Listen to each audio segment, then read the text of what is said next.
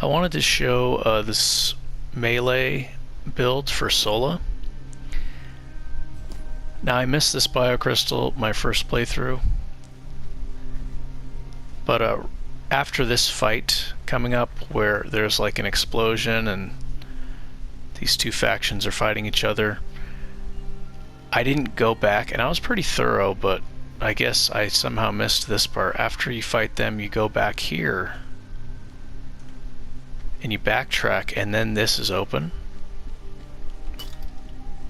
And there's like a zombie fight, or you fight, monsters. And that gate is open, and it's also will be open from this side over here. After the fight, you can loot this in here, which is really a powerful biocrystal. And so is this. Not all of these are, some of them are great, some of them are medium, and some of them are just meh. But compromise is really great. Anyways, there's a biocrystal in here. It's called the Transient Spike, I think. It has an ability called Shaman on it. Even without that, I'm already using Sola as a melee.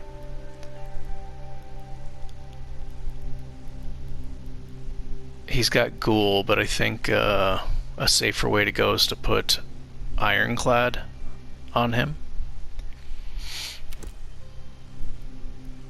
And only give the armor plates to him.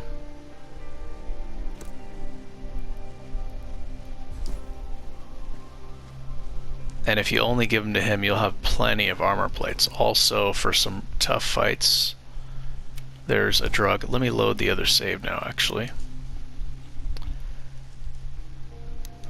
Right here.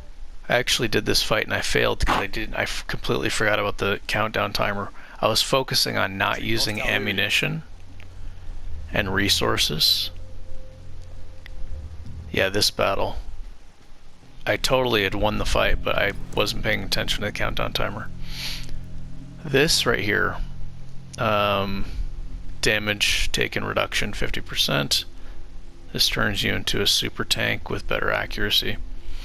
Sola's stats are better than the other characters. He's got higher evasion, he has higher accuracy, and he can close the distance an unlimited amount of times with his grappling hook, which is kind of insane. He's got a tire iron. This is his main source of damage. I almost never use this. This does actually more damage than this.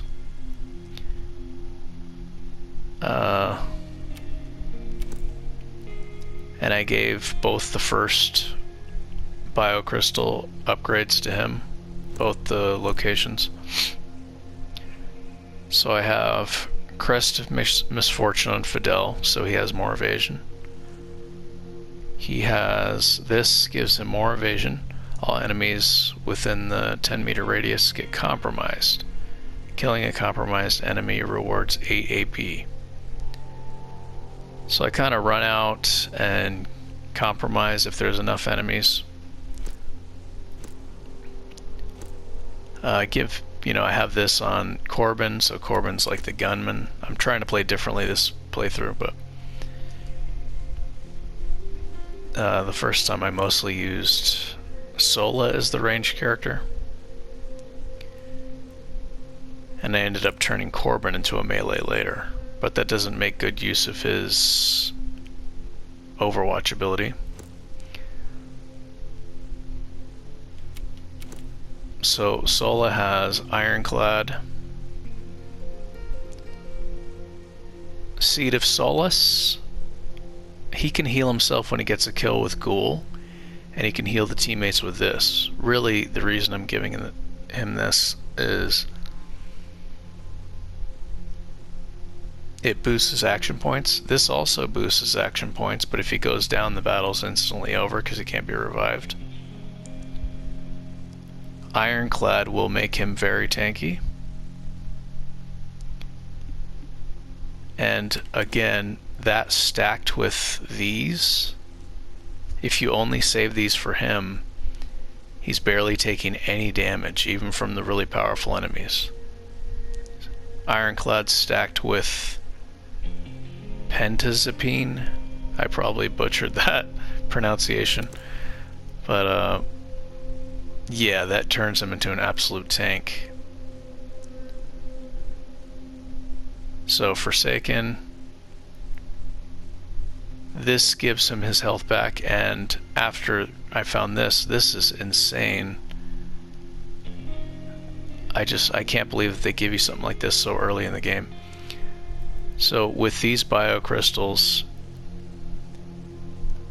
now this doesn't work necessarily great on the countdown timer, which I'm playing with, but you can really ration your healing items and your ammunition with this, because Sola will be getting most of the kills with this tire iron, and then later you get better melee weapons. But he's got high accuracy, which deals with the problem of melee weapons is they don't have accuracy bonuses like a lot of the weapons.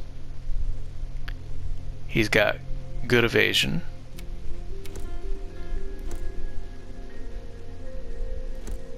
Yeah, he gets an evasion bonus, and he has better evasion, better accuracy than the other teammates.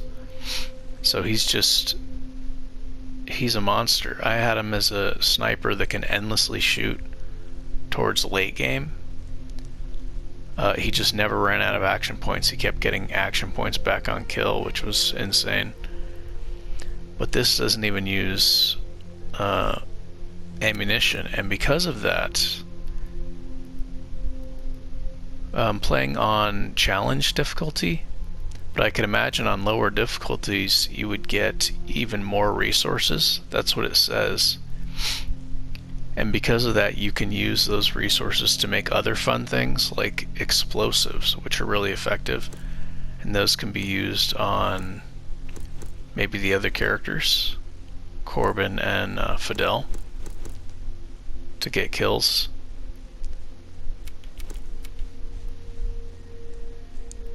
And you'll have plenty of ammo, plenty of explosives, and plenty of healing items, because Sola is, you can kind of control the battle with Fidel's stun, the powerful enemies, and then kill all the weaker enemies with Sola with his melee abilities. And because you're kind of stunning the enemies, you have time to heal the team maybe twice per battle, maybe 3 times. And then you're saving on healing items. And then you just have more resources. This strategy is really effective, but not if you're using the countdown timer. Let's see, how do I find that? Settings. Yeah, if you have turn limits on, this isn't as good, because you have to finish the battle in a certain amount of time. But if you don't have turn limits on, it works on challenge difficulty.